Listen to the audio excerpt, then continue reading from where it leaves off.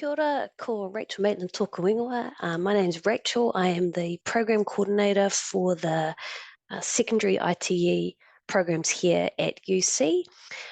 This presentation is designed for, first and foremost, for applicants of the program, so that they can have some of their questions answered, hopefully, and get a sense of the key points about the program before they come into interview.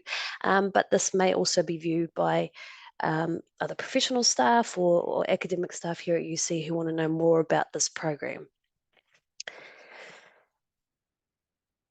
I guess secondary teaching is an exciting and rewarding career, and you're probably already thinking that if you're watching this presentation. What I would like to say is that this presentation is being made in March 2024 for our intake for 2025. So this information in these slides is currently correct, but there may be changes throughout the year. So the information here is just to supplement the information you can get on the UC website from the team and selections or student advisors. Some of these details may change between now and when we actually start the 2025 program. Within secondary ITE here at UC, we have three different levels of programs. We've got the grad dip, the postgrad dip, and the Masters of Teaching and Learning. And I'm going to talk a little bit about this on the next slide because it's really important you get this right from the get-go, because you can't change between. So the grad dip Teaching and Learning is a 300 level, level 7 on the New Zealand Curriculum Framework, 150-point program. It is not considered a postgraduate qualification as it might be overseas. It's a graduate diploma, 300 level. The postgrad diploma of Teaching and Learning is 400 level. It's a level 8 on the New Zealand Qualifications Framework and is also a 150-point program. In real terms, there's really not much difference in the program itself. They're between the grad dip and the postgrad dip, do the same courses. They're just, I guess, where you really see the difference between the grad dip and the postgrad dip will be in the assessments within each course of the program. There will be a different academic rigor with the postgraduate diploma assessments as opposed to the grad dip Teaching and Learning. When we speak about the postgrad diploma of Teaching and Learning, we kind of lump that in with the Masters of Teaching and Learning as well. So for the majority of the academic year, postgrad dip and Masters of Teaching and Learning, we just lump those two groups in together because the Master of Teaching and Learning is the postgrad diploma 150-point program with the addition of a 600 level 30-point research for teaching summer school course at the end of the academic year. So the Masters is a level 9 on the New Zealand Qualifications Framework. One thing to keep in mind when you're choosing which level of program to apply for, students are not eligible for a student allowance for postgrad or master's level study. So that might be a decision maker for you. Midway through semester 2, postgrad students will be given the opportunity, if you don't enroll immediately into the Masters of Teaching and Learning, if you come in as a postgrad dip, you will be given the opportunity to apply to upgrade to a Masters of Teaching and Learning. Midway through semester 2, we will put those comms out to our postgrad students who would like to do that summer school 30-point research for teaching course. But if you're in the grad dip, that's where you stay. And same, if you're in the postgrad dip, Masters of Teaching and Learning, you cannot then change to a grad dip. So make that decision carefully. Distance study. So within secondary, the secondary ITE programs, we're working towards some distance offerings, but we've started with our high demand curriculum areas, the areas that schools are finding most difficult to find teachers for. So for us at the moment, we are offering technology and or te reo Māori specialists the option of having the distance teaching. We also have something called the alternative entry pathway, What I would really like to say at this point is if you are alternative entry pathway or secondary distance, you will know it. You will have had a conversation with somebody about that. You will be a technology and or te reo Māori specialist teacher, and you will have been told you're eligible to do distance study. Everybody else is campus. Why it's important for our campus cohort is that if you are applying for your programs, for the program, if you're applying for the courses that sit within the program, it's really important that you opt for the campus occurrences. If you opt for the distance occurrences, we have to pick that up manually, and you can end up having your timetable a bit mucked up, and you can also end up getting all the comms for the distance cohort, which is quite different to our campus. So please be really clear whether you're campus or distance. Also for our secondary distance students, Kerry DeBoo will be making a similar video to this one, which is actually really designed for you all to use. So some of the information will be slightly different, but very much the same in many ways as well. This slide is not to put you off, but to give you a realistic idea of what to expect on this program. It's an intensive workload. It really is. There are some periods of non-contact time throughout the year, but there's only one actual holiday where we would expect that you're not doing any planning or working on your assignments, or you wouldn't have to work on your assignments over that time. And that's right between semester 1 and semester 2. So that's Monday, the 23rd of June to Sunday, the 6th of July. In terms of this program, it may be quite different to your undergrad study in that you are expected to attend all scheduled course sessions and actively engage with all course content and activities. And these are quite carefully monitored. It's quite a different program. It's a professional program. It's intensive, and we need you to know that before you come on.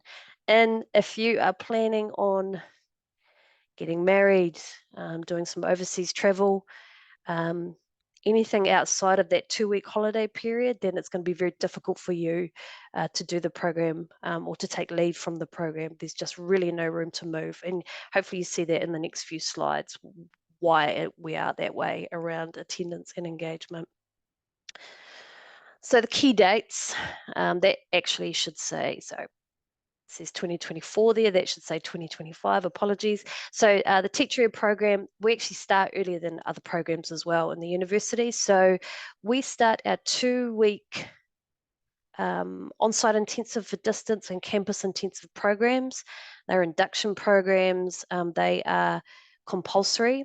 We start those on Monday, the 27th of January. That's when we bring you in for a mihi whakatau. So we'll bring in our primary and secondary students doing these quals, our distance and campus all together, and we bring you in on Monday, the 27th of January, and we pretty much hit the ground running at that point. Those 2 weeks, we do things like we have a noho marae, so a stay at a marae. We have 2-day Tiritio Waitangi workshops. There's a whole lot of stuff happening. So it's essential that you're ready to go. You're here in Christchurch, ready to go on Monday, the 27th of Jan. The academic year for all of our programs goes right through till Friday, the 7th of November. That's when our grad dip students and our postgrad students will finish the qualification on Friday, the 7th of November. And then our master's students will come back for that 30-point summer school course from Monday, the 10th of November. So no rest for you people. So as I said, OSI, on-site intensive for our distance students and our campus intensive programs, they start, they're the first 2 weeks of our program, and they are compulsory. You must be here from the 27th, Monday the 27th. The other thing to know about the program is we have professional practice placements. So where we will arrange for your placements in schools. Please do not approach any schools about going on placement until you've spoken to us about what that process is, which we will go through in those 2 weeks intensive programs.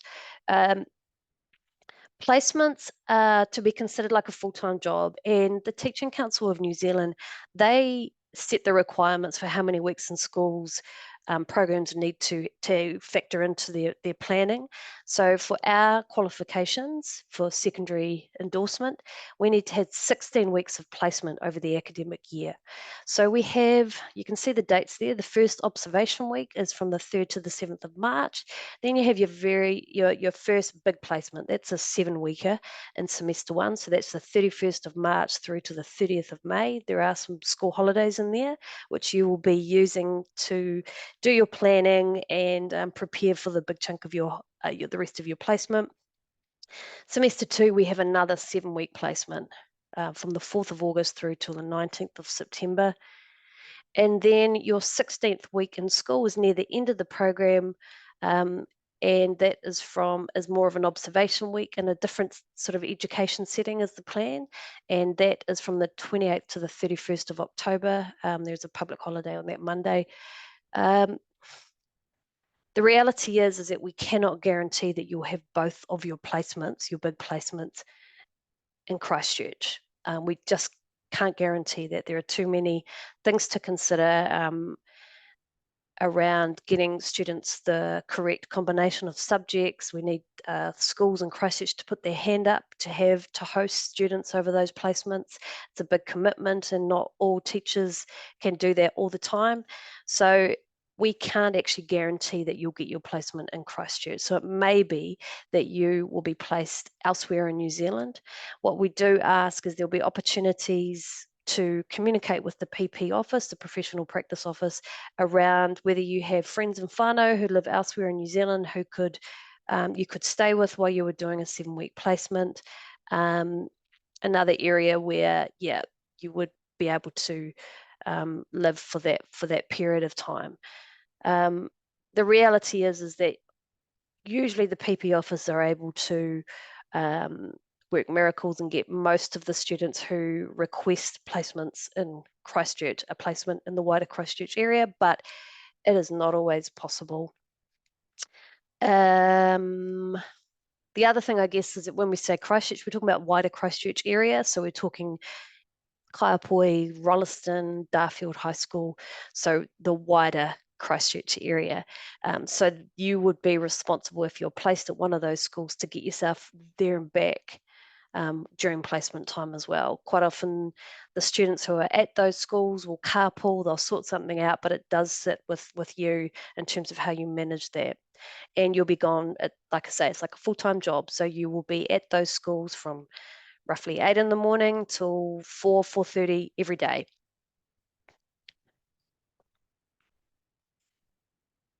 This is our draft schedule for 2025. So it's pretty confusing, but it's kind of a visual representation of how the year looks. So each of these boxes here represent 1 week in the program. So you've got the 3 lines there. That's the grad dip, the postgrad, and the Masters of Teaching and Learning. They are essentially the same in terms of the structure of the course and the courses that you'll do. As I said before, the difference will sit in the assessments and the academic rigor attached to each of the different levels of the program. But for the schedule, pretty much the same. So you see those first 2 green boxes are our intensive programs. The yellow boxes represent normal weeks of workshops and lectures. That light blue week is your OBS week. Come back for 3 more weeks of workshops and lectures, and then you're on your first placement. The stripy boxes there, you can see 2 weeks, that they represent the school holidays that fall within that first 7-week placement. Come back, the NT represents no teaching. So what that is, you'll be finishing up your first placement. You'll be using that week to finish off your placement portfolio, to meet with your visiting lecturer, to do the summary report of how your placement went. You'll also be working on some of the assignments for the semester 1 courses that will be wrapping up. Then the following 2 weeks, we are wrapping up semester 1. Then you'll have your 2 weeks holiday between the 2 semesters. Then you'll come back and you'll have 4 weeks of workshops and lectures as per usual, prepping you for your final 7-week placement, which is the dark blue there. Then at the end of that placement is the school holidays. So that time again will be used for you to be completing your portfolios, having that final debrief meeting and get your final report from placement with your visiting lecturer. Then you'll come back and you have 3 weeks of normal classes, 1 more week out in schools, that 16th week for the teaching council requirements, visiting another education setting, final week of the program, and then, as I said earlier, the grad dips and the post-grad dips, you will be finishing your qual then, and in that kind of orangey peach colour there for Masters of Teaching and Learning, you'll be coming back for your Masters course for the summer school.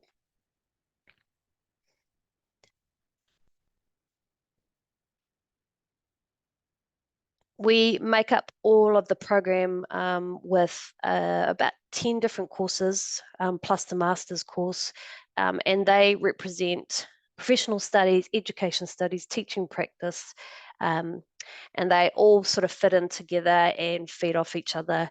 And we cover a lot of content. You know, to learn how to be a teacher in 1 year is a lot, which is why it is an intensive program. I guess the other thing that's worth knowing as well, that in terms of your teaching subject, we will not, or your specialist teaching subject and your additional subject, which I'll talk about shortly, we do not spend a lot of time on content. So when we're assessing your applications as to whether you can specialize in a particular teaching area, we want to know you already have that content knowledge. What we are doing over the years is teaching you how to teach that content. We're not teaching you the content, which is why some people will get knockbacks for whether for the subject areas that they have interest in, because it will be deemed that you don't have sufficient content knowledge coming in, because we just don't cover it as part of our program. This is just another sort of graphic representation of how the program works. So each of these boxes represents a 15-point course. And you can see we have some year-long courses, and we have some that are just in semester 1 and then semester 2. Yeah, I don't think we need to go too much into this right now, but it just is, you might want to screenshot that one just to sort of check out what the 10 courses you're doing. Down the bottom there is just masters only, but the others, yeah, can be a little bit complex, but we'll give you plenty of guidance on making sure you get the right courses applied for. So for our secondary teaching qualifications, you need to choose a specialist teaching subject, and you need to have an academic background from this subject. As I said earlier, we're not going to teach you the content for your specialist teaching area. We need you to come in with that knowledge. We will just focus on how you teach that subject. So everybody needs a specialist teaching subject. You'll come into the course and you'll enroll into 2 courses for your specialist subject. It'll be the junior level, so years 7 to 10 in your subject specialist area, and then in semester 2 you will move into your year 11 to year 13 course. You will also choose an additional teaching subject, which in most cases you'll have a background of study or extensive experience in that area. You'll enroll in 1 course for your additional teaching subject. Just to let you know that secondary teachers do not have to have 2 subjects they can teach. It's just not a requirement, but it does strengthen applications to go out teaching. Schools prefer it. We've had that feedback that they prefer teachers to be able to teach across 2 curriculum areas. But you don't have to have an additional teaching subject. However, you do have to have 150 points, and the additional teaching subject is a 15-point course within the wider program. So there are some options if you don't have another area that you are able to teach, and I'll talk through that soon. Hilary Kingston is one of our curriculum course coordinators, and she is also going to prepare a presentation which is really specific to your teaching areas and the courses you choose and additionals. So 2 15-point courses for your specialist plus an additional, that's 3 subject-specific courses that you will be choosing. These are the codes. So there's the specialist teaching subject studied to 300 level, and your specialist teaching subject is chosen from those taught at junior and senior secondary levels. So there they are. There's your your course codes for your teaching subject for junior secondary and then senior secondary. Here's the areas, the following areas are the teaching subjects we currently offer. That was as of September 22, of course, subject to change. But at this point, this is what it is. So, for example, if you are wanting to be a history teacher, in semester 1, your junior level will be a social studies year 7 to year 10 course, and then you will move into year 11 to year 13 history in semester 2. So those will be your 2 courses. Mathematics, if you're a mathematics specialist teacher, you'll do junior maths in semester 1, and then you'll move into senior maths in semester 2, which will be statistics and calculus, I'm thinking. Yeah, so all different combinations, which makes us special and also a little bit complex. Your additional subjects. So your additional subjects will be another area in which you've had a background of study to 100 or 200 level, depending on the subject, and they will be assessed by our specialist lecturers in those areas. So your applications will be looked at, transcripts, background will be looked at by those people. There's your codes. Most of you will have an additional teaching subject for junior secondary, so you will do that 15-point course in semester 1. In some circumstances, there will be your additional teaching subject will be a senior secondary, so semester 2. So for the junior subjects, this is what it looks like. This is what you would be doing in semester 1, a course dedicated to business studies or English or health and PE, international languages, that list there. Sometimes our students do their additional junior subject and they decide that they actually would like to do the senior version of that additional subject, meaning that they will have 2 specialist teaching subjects. We don't allow students to enroll into that right from the get-go. What we do is we put a message out in semester 1 to the whole cohort, asking for those who would like to consider overpointing, who would like to do the senior version of their junior additional subject. And what we do is we assess each application based on how you're tracking already with your attendance, your achievement, your engagement in the program. We just want to make sure we are setting you up for success, and overpointing is not recommended, but some people feel very strongly about it. So again, you won't be able to enroll in an overpoint situation, but you will be given the option midway through semester 1 to explore that option. As I said earlier, most people have their additional subject will be a junior teaching subject, and that list on the previous slide.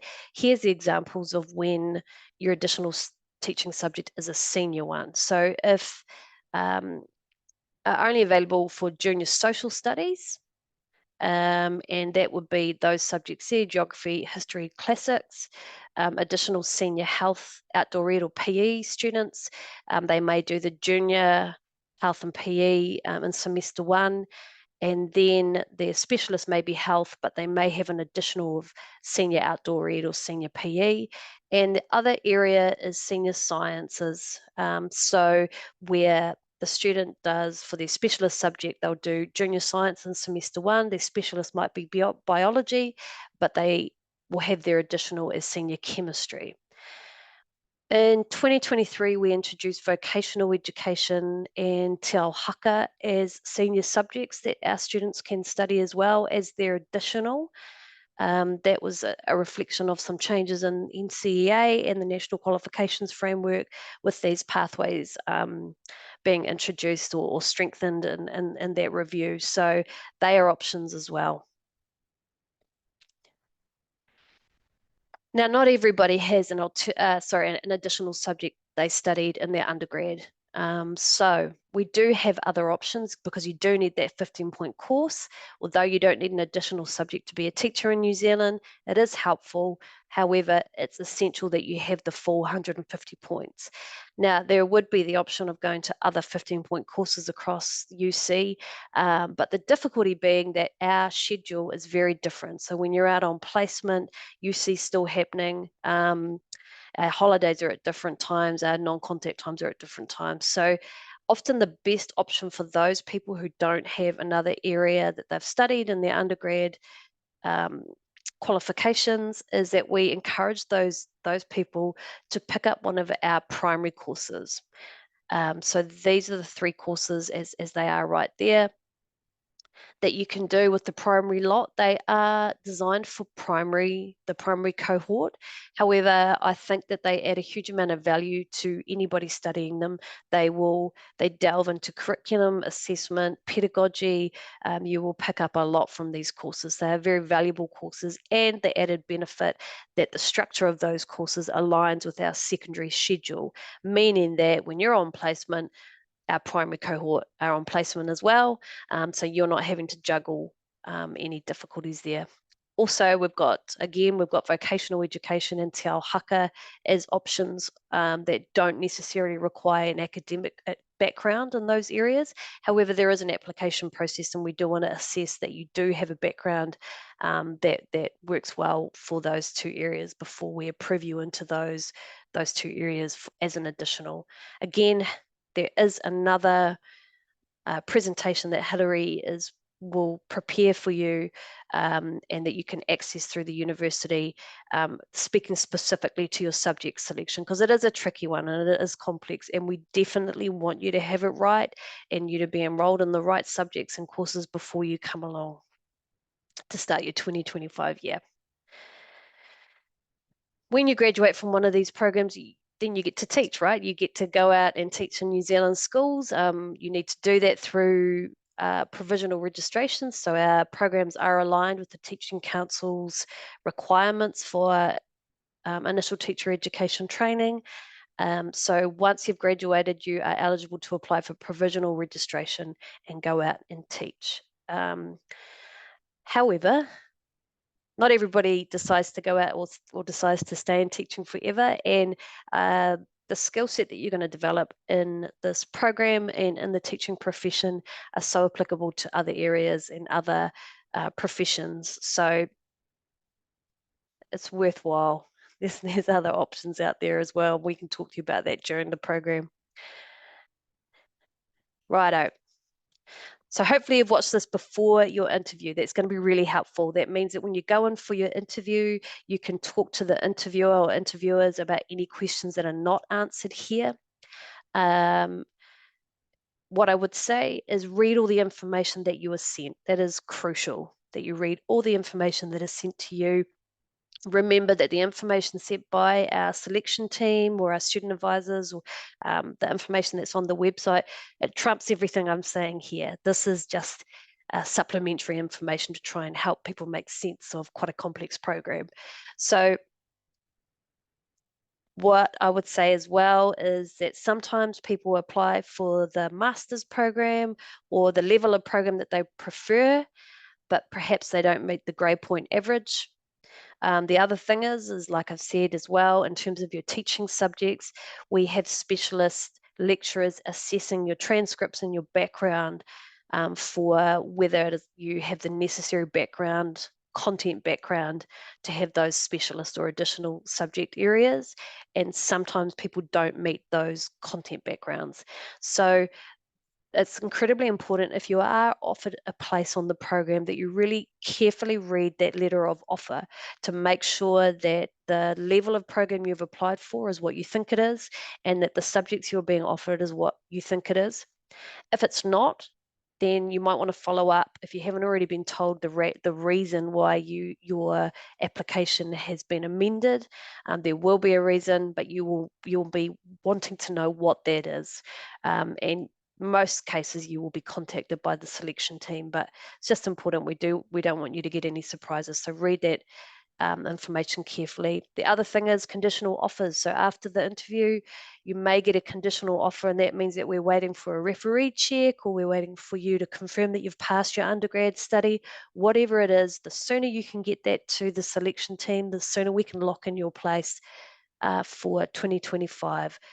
We do cap numbers, particularly in curriculum areas, because of placement issues. We don't want to overpromise in terms of placement. So the sooner you can get those conditions put away and lock in your position for next year, the better. the team's pretty slick down there. They should get back to you. There's busier periods of the year, but usually you should hear back within 2 to 3 weeks with an offer, or the outcome of your interview. So there you go. And I wanted to just leave you with these two very important groups of people.